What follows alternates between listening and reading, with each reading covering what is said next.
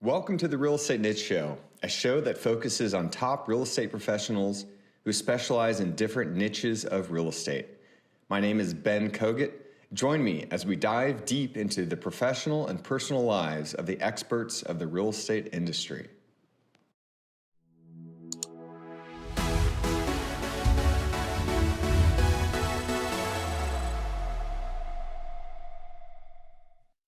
Welcome to the Real Estate Niche Show. I'm your host, Ben Kogut. Today, I have a friend of mine who is also in the Next Level Mastermind. Todd Sulzinger is the CEO of Blue Elm Investments, which is a private equity real estate firm based in San Francisco, California. Todd is a former Silicon Valley finance executive turned real estate investor. Very interesting. Currently with a focus on mobile home parks. Blue Elm stabilizes neglected, underperforming mobile home parks to increase the availability of safe, clean, and affordable housing for their residents, while offering their investors a strategic way to diversify their portfolios. Todd is also the co-author of Success Habits of Super Achievers, a #1 Amazon bestseller with tips and inspiring stories to accelerate your success. Todd, thank you so much for coming on the show today. Is there anything I missed in your bio? No, I'm just very happy to be here. Excited to talk to you. And I'm ready to dive in. Well, let's dive in. This is the Real Estate Niche Show. Let's, if you wouldn't mind, share us about your niche. Sure. Yeah. My business is currently focused around investing in mobile home parks. So I put together syndications, bringing in limited partner investors to acquire mobile home parks. And I decided to focus in on that after I left my career in corporate finance, or actually while I was still working, I decided I wanted to build a career around putting together real estate syndications, and looked at a lot of different asset classes over multiple years, talked to a lot of people, read a lot, listened to a lot of podcasts, went to a lot of conferences. And just over a multi-year period, I decided to focus in on mobile home parks. And really for a couple of reasons. One, at the time, there was less competition in that space.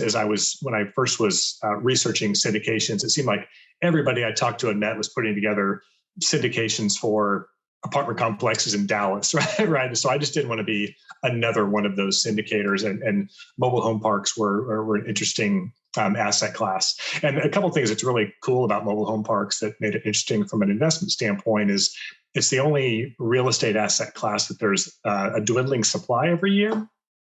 So while there's always new apartments and single family homes being built, there's rarely new mobile home parks being built. And if anything, there is sometimes torn down and redeveloped for better increase, or maybe just close up due to neglect and disrepair. So the fact that there'd be an increasing supply increasing need for affordable housing on the demand side, combined with the dwindling supply, made that really attractive to me. And also the returns can be strong too, because it is a better known niche than it was maybe 5 or 6 years ago. There's a lot more players have gotten into the business maybe the last 4 or 5 years, but it's still a subset of the multifamily space that is still a little bit under the radar. You can often get seller financing when you're working with mom and pop operators. And it is something that's a differentiator that when I talk to my investors and potential investors, that they're really curious, what is that all about? How do mobile home parks work? So anyway, so kind of a long story about how I kind of went, wound my way from all the different asset classes to focus in on mobile home parks. Yeah, that makes a lot of sense. I love that point you made about how it's a dwindling supply for a lot of times obvious reasons. And maybe would you mind sharing with us an example about a project that you have worked on and what you did with it and some of the lessons learned along the way? Sure. Well, the first parks I bought were in Georgia back in 2019. And I found it through a broker. And in the mobile home park business, there are some mobile home park specific brokers, and then other times commercial real estate brokers have listings for mobile home parks. Found these parks in Georgia, took a site visit out there, liked the size of the park, the town it was located in. It looked like there was quite a bit of value add opportunity because the previous owner hadn't raised rents in 10 plus years. He was only accepting cash because he likely wasn't reporting all of it. So there was an opportunity to go in and add some value from that perspective. So so we came in, bought the parks. I raised money about $600,000 from about 10 investors. Went in and bought the park and started to put together our turnaround plan.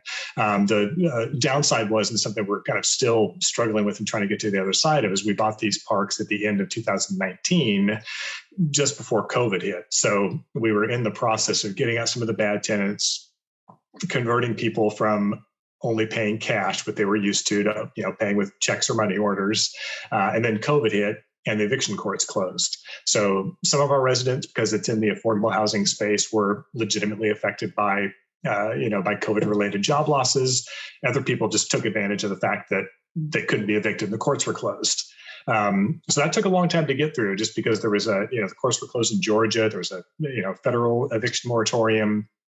Once the courts opened back up, it just, there was a big backlog. So we're still actually at this, even here we are in December 2021, still making our way through either getting some of the tenants that haven't paid for a year plus out of the park, or starting the process for a few of the ones that are still there to move them through the eviction process.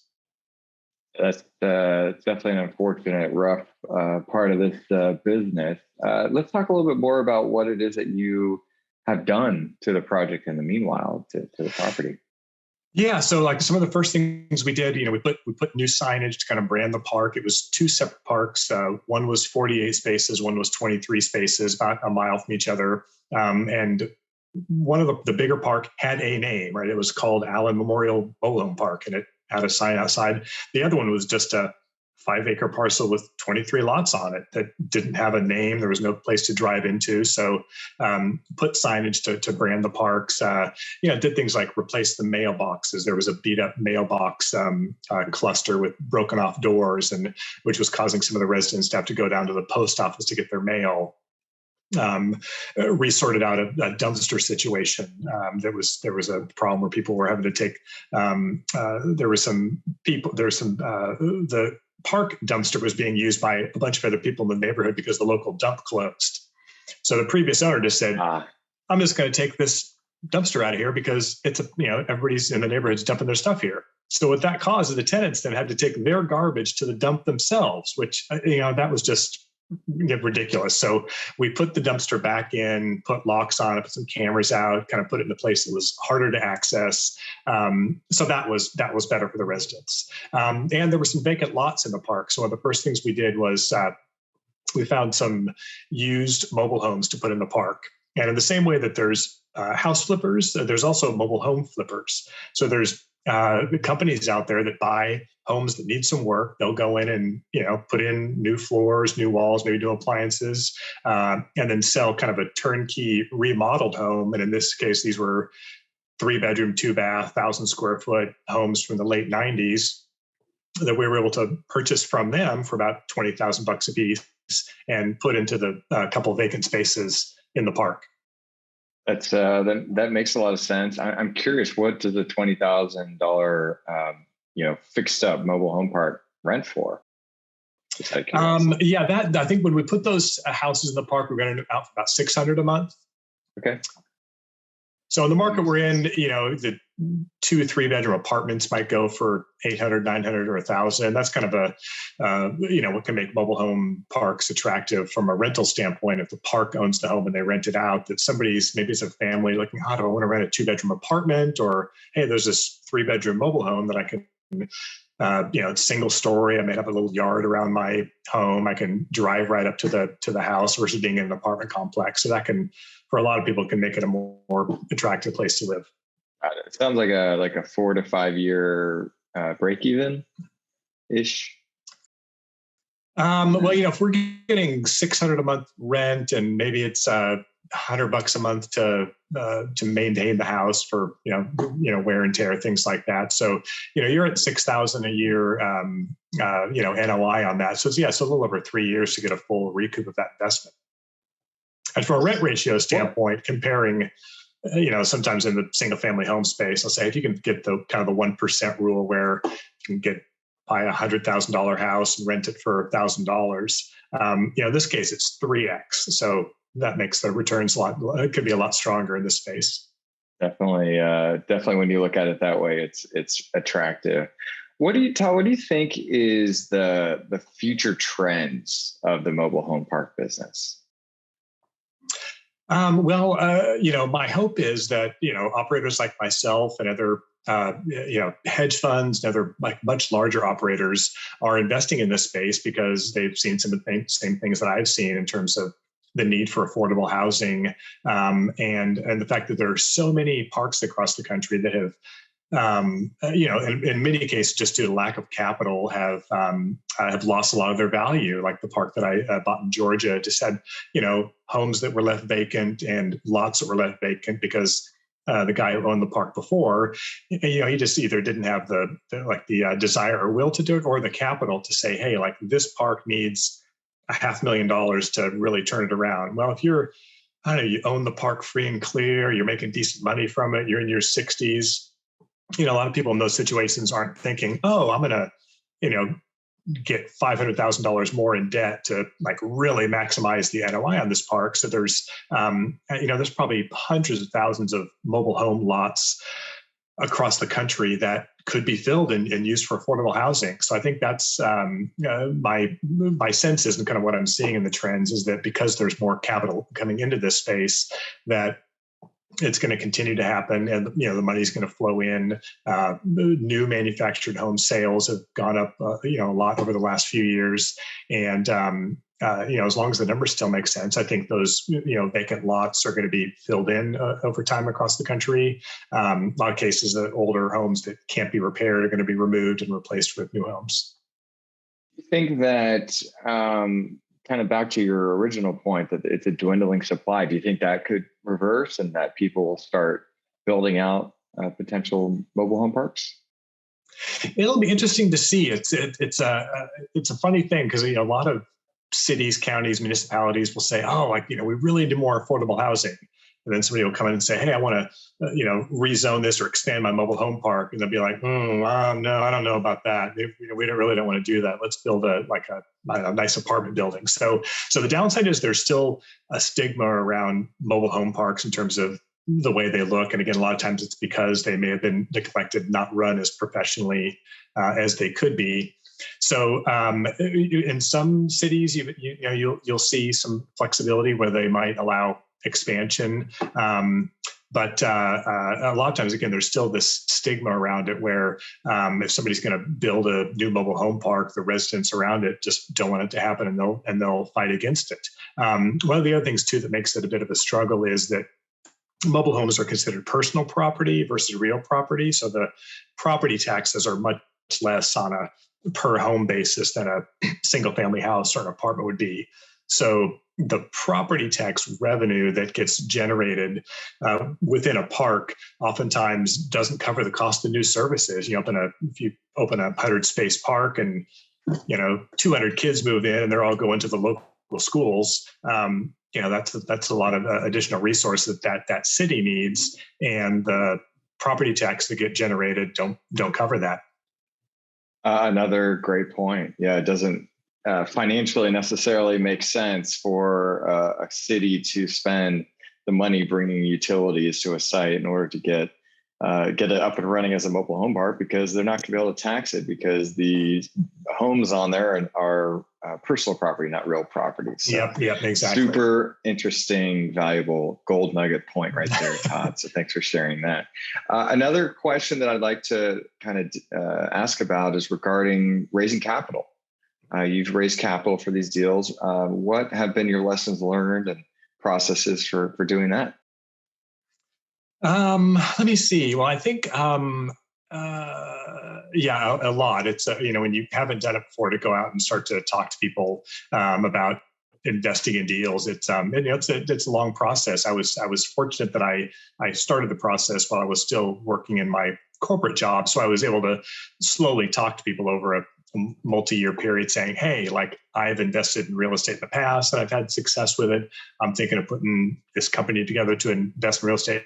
Would that be something you'd be interested in? So I was able to, over a couple of year period, talk to a lot of people that I knew, friends, family, colleagues, as well as talking to a lot of, going to a lot of local meetups to kind of, prime the pumps a little bit in terms of building this business. So by the time I went out and had this first deal together, while it was, a bit of a struggle to work to actually get there and get the deal across the finish line, I was, fortunate enough to overraise the deal, but it was one of those ones where it's like getting close to closing. I thought, I'm not sure if I'm going to be able to do this, to like within a couple week period being like, oh, now I've got more than I needed to raise. So I had to, tell a few people that they couldn't invest in the deal. So, so I think, kind of lessons learned is just, communicating with your investors as much as possible, as often as possible.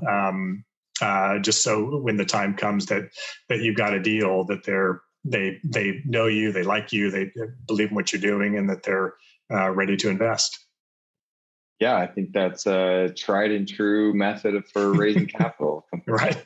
Completely agree.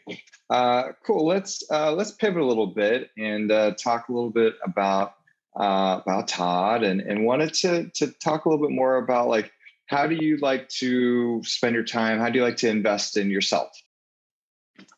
I think, education is a big one. I belong to a couple masterminds, one that we belong to together, the Next Level Mastermind. And I, coming from a corporate background, you've got colleagues and teams you work with. But I was never a part of any kind of group that really was around a group of really successful people that were really trying to grow and learn. And that's one of the great things I found out as I started to get into the real estate business. I did a lot of work with the Real Estate Guys radio show. I'm part of a mentoring club with Goodegg Investments, a real estate accelerator mastermind, and then just going to a lot of different conferences. It was just amazing to be around people who were, motivated, smart, looking to improve themselves, create value for themselves and their investors. So that's probably the biggest thing that changed for me, kind of shifting to the entrepreneur side versus what life was like on the corporate side. So you mentioned the Goodegg. I've seen them around on social media, maybe a podcast here and there. I'm curious, what give them a shout out. Like what happens there? Because I'm curious. Julie Lamb and Annie Dickerson. I knew them before they started their company. I just it's bumped into them at meetups around the Bay Area because they live close to where I live. And, they started a real estate syndication company and have just done an incredible job from an education standpoint, videos, blogs, marketing documentation, and their capital raises for other larger syndicators. So they built a great business around that. And they found through that process that there were a lot of people, like me, that needed help with, what's the most effective, efficient way to raise capital? How do you create good educational tools, good funnels and active campaign to communicate with your investors, and then also kind of building that like-minded group of individuals that are all working together. So so their group's called their program's called Real Estate Accelerator, and that's really their focus, is to help people that can kind of mimic what they've done from a ability to quickly get to a point where you're able to put a deal out there, hit the send button. And because you've already built up the relationship with your investors over time, in terms of the communication education, they're ready to invest. Yeah, that makes a lot of sense. Do you happen to know what their website is? I want to add it to our show notes. It's goodegginvestments.com.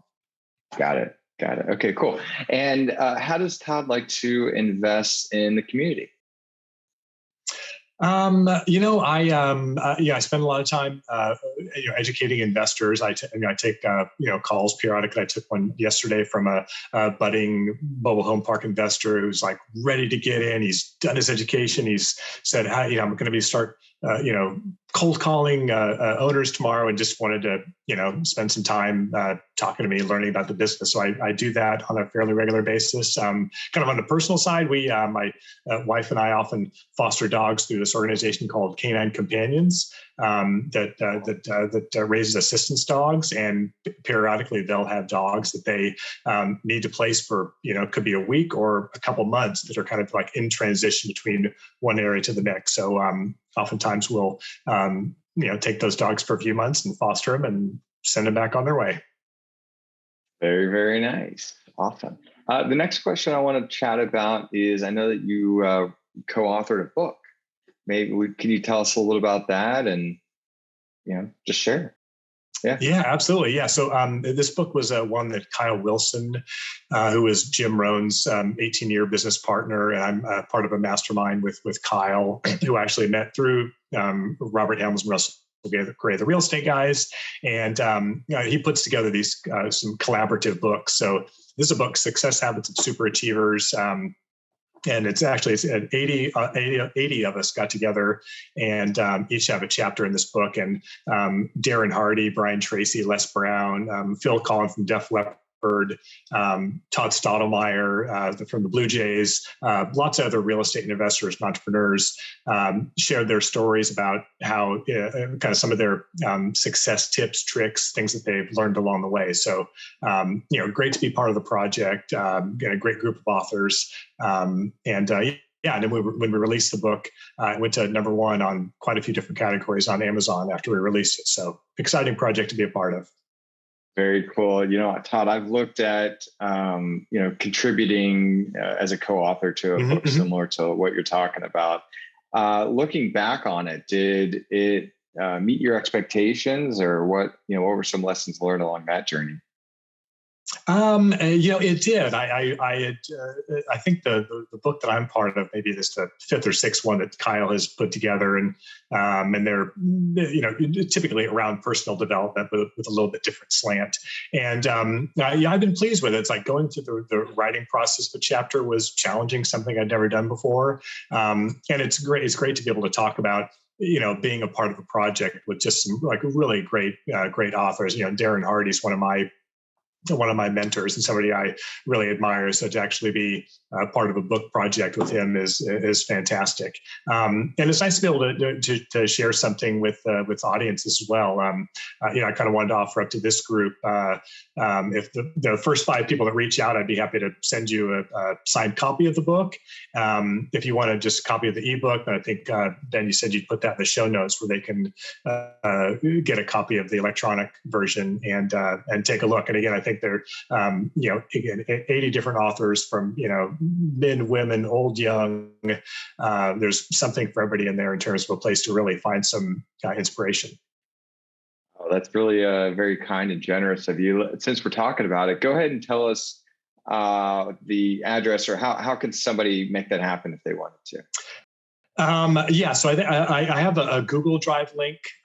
So I think they'll have to go to the show notes and get that link to be able to access that ebook. And then in terms of if somebody wants to, is able to reach out, my email address is Todd, TODD, at blueelminvestments.com. And the website is www.blueelminvestments.com. Got it. Yep. We'll make sure to get that in the show notes. Awesome.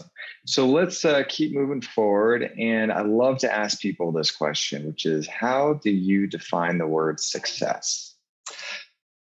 That's a good question. I think for me, it's one of the things that, again, comes from Darren Hardy, is really this idea of being better every day. So to me, that's success. If I feel like I'm continually moving forward, learning, growing, building better relationships, and that I can look back a year or two ago and feel like I've made progress as a person and in my business, that feels like success to me. Thanks for sharing that. I want to kind of actually pivot a little bit backwards. And there's a question I have, for somebody that's maybe in the corporate world that's considering making a transition into, commercial real estate or syndication or investing. What's the best advice that you would give them? Well, I think the way I approached it was the right way in terms of, getting yourself educated first, not feeling like, oh my gosh, I've only got 6 months that I want to learn everything I can, quit and go off and do it, because it does take time. And I actually had kind of not a false start, but when I went to my first real estate guys syndication seminar in 2015, because I'm like, I'm gung ho, I'm going to do this, I'm going to leave my corporate job, and things get in the way. I started a new job at a startup that was super busy, and I went back to the same seminar in 2018 and said, okay, like now's the time to either like really do this or not. So I think, education is super critical, and there's a lot of different groups out there that you can, learn how to do this. So I just think finding the one that works for you, that you resonate with. And then as much as possible, I would suggest trying to make a slow transition. I was fortunate enough in my corporate job that I was able to go from working full time to 4 days a week. Made an arrangement with my boss at the time to be able to do that. So I was able to at least carve out a day a week where I could just focus on looking at deals, talking to investors, versus just, cutting the cord and then having that pressure of feeling like you really need to put deals together to get some income coming in. Makes sense. And so fast forward to today, what's the future have in store for Todd? I'm still, I want to continue to grow my business. I've closed on a mobile home park just a couple months ago in Arkansas. So that's, I think, going to be a great opportunity. Looking forward into 2022. I've been starting to look at different asset classes. One of the things that I've invested in personally has been in the mortgage note space. I've had really good luck with that. I've invested as a passive investor with a couple of great operators, and I'm talking to a lot of people about possibly adding something like that, like a mortgage note fund, to my business, as well as looking at some other asset classes such as self-storage, in addition to the mortgage note funds, and seeing if there might be something that out there that would also be attractive to my investors. So do you mean like seller financing or do you mean like buying notes that other people have, lent money on certain properties, first liens or something like that? So it'd be, situations, the companies I've invested in will buy bulk mortgages from banks. Sometimes they're performing, sometimes there's not. And there's a lot of trading back and forth in the mortgage note space. And if you know how to buy them well, you can do well on them, especially on the non-performing note side. If you can turn the homeowner around and get them to start performing, and the funds that I've invested in already have really had that focus. They're not trying to buy mortgages at a discount to just foreclose and flip a house. They're trying to buy the mortgages and then work with the homeowner to say, hey, okay, I bought this mortgage at a discount. How can we negotiate and how can I work with you? You can stay in your house, not have you be foreclosed on, but renegotiate the loan to keep them in their house. So I like the social aspect of that, of allowing people to stay in their home if for whatever reason they got behind. A lot of times it's due to job loss, some kind of medical issue or something like that that's caused them to, maybe be 2, 3, 4 months behind on their mortgage.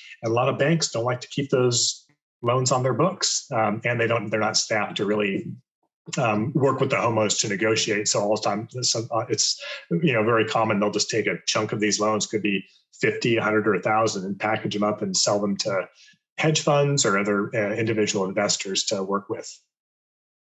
Got it. Yep, I've had a few individuals on the niche show who have talked about creative financing and investing in notes or seller financing and stuff like that. So.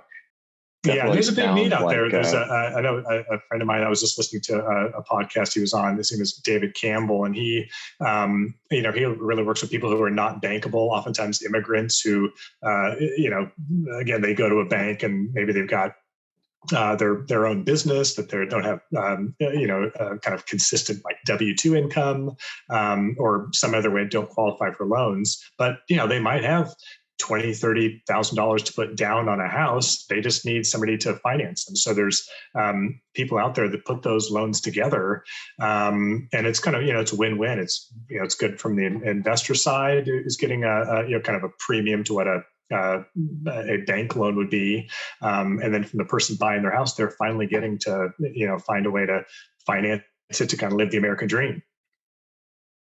That's amazing. It's truly amazing. So I think we're running down on time, Todd. I wanted to just throw this other question at you. Is there any other unsolicited advice that you have that you might be able to share with the audience?